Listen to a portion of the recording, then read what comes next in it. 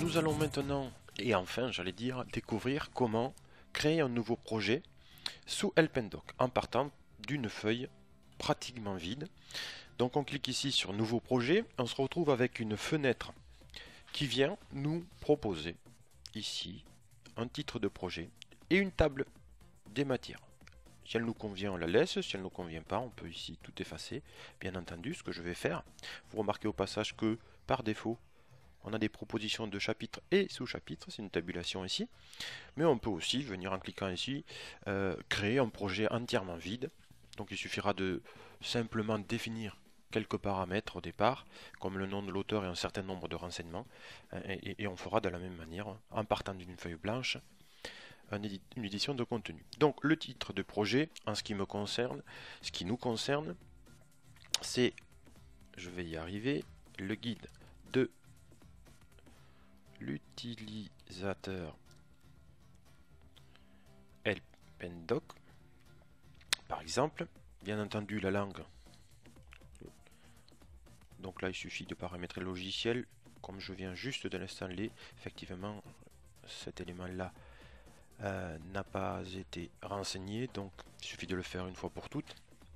On a aussi la possibilité d'importer un projet existant ici. Bon, chose que je ne vais pas faire dans notre cas. Ici, dans un premier temps, nous allons mettre un chapitre, excusez-moi, de présentation. Tout simplement. Et je viens créer le projet en cliquant ici sur ce bouton.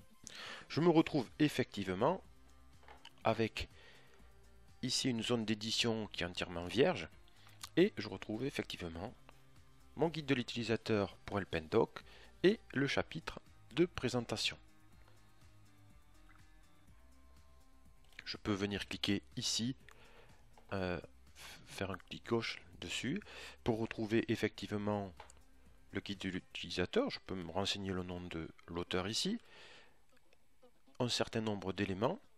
Ici, choisir le chapitre qui sera celui par défaut à l'accueil, par exemple. Marquer la version du logiciel, rajouter des copyrights. Ici, on le voit, on a une intégration de la date courante et des auteurs qui se fera automatiquement lors du codage du site, lors de la génération du site. Voilà, je peux rajouter un résumé, des commentaires et rajouter quelques éléments supplémentaires. Par défaut, vous ne touchez à rien, vous renseignez que la partie haute, c'est quand même important. Voilà.